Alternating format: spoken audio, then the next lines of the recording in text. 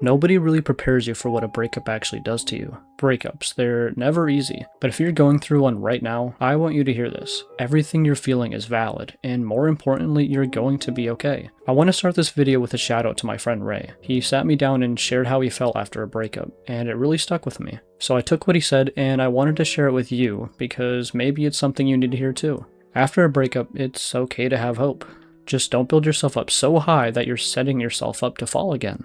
Everyone is dealing with their own struggles, even if they don't see them. Ray told me something that really hit. Sometimes, there's still feelings there, but you also know things aren't the same anymore. And that's one of the hardest places to be in, because you're stuck between holding on and letting go. You start thinking, maybe if I just wait, or maybe if I just try a little harder. But deep down, you know it's not that simple. And that doesn't mean what you had wasn't real. It just means that sometimes real feelings still don't lead to something that lasts. Sometimes people still love each other. They just can't make it work. And that's confusing, because you expect love to be enough. But relationships need more than just feelings. They need timing, effort, communication, trust, and sometimes one of those things is missing. And when something important is missing, things slowly start to fall apart. Not always in a big, dramatic way, sometimes it's quiet. Less talking, less effort, more distance, until one day it just isn't what it used to be anymore. And when that happens, your mind starts racing. You replay everything, every conversation, every moment. You start asking yourself questions you don't have answers to.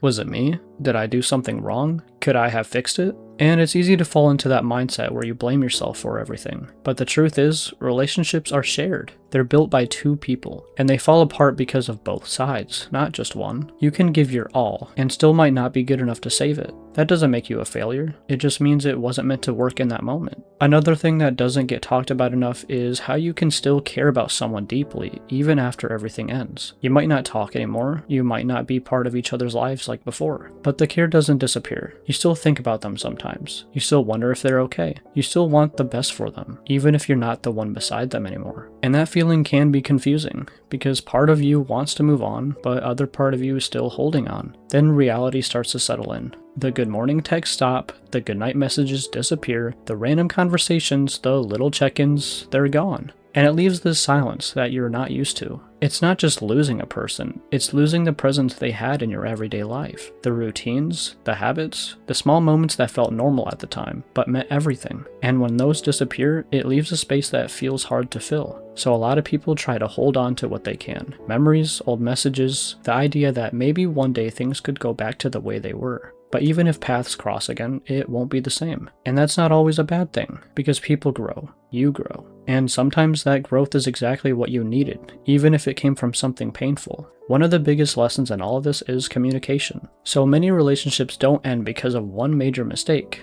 They end because things were never fully talked about. Feelings get pushed aside, problems go unspoken, distance builds slowly over time, and instead of asking what's wrong, people assume. They assume the worst. They jump to conclusions, they let their thoughts take over instead of having a real conversation. And that can break something faster than anything else. If something feels off, talk about it. Even if it's uncomfortable, because most of the time, there is a reason behind the distance. Life gets heavy, people deal with stress in different ways, not everyone knows how to express what they're going through, but if someone truly cares, they'll make an effort to meet you halfway. And if they don't, if they won't listen, if they won't give you the time or respect to understand you, then you have to be honest with yourself. You shouldn't have to fight that hard just to be heard. You deserve someone who listens. Someone who values your feelings. Someone who doesn't make you feel like you're asking for too much when you're just asking for the basics. And yeah, even knowing all of this, letting go is still one of the hardest things you can do. Because you remember the good, the laughs, the connection, the way things felt when everything was okay. And it's hard to accept that something like that can end, so you hold on to the thought that maybe one day things will come back. And sometimes they do. Sometimes people grow and find their way back to each other. But you can't build your life around that possibility. You can't pause your growth waiting for someone else to catch up. Because while you're waiting, you're missing the chance to become a better version of yourself. And that's what really matters right now. Focusing on you, your mindset, your future, your happiness. Breakups hurt, but they also teach you things you wouldn't have learned otherwise. They show you what you need, what you deserve, what you're willing to accept, and what you're not. And healing, it doesn't happen all at once. Some days you'll feel okay. Other days it'll hit you all over again. That's normal. Healing isn't a straight line.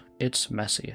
It takes time. But slowly, things start to change. You think about them a little less, the pain feels a little lighter. You start to feel like yourself again. And one day, you realize you made it through something you thought would break you. And eventually, you'll meet someone new. Someone who chooses you fully. Someone who communicates. Someone who stays. And when that happens, you'll understand why things didn't work out before.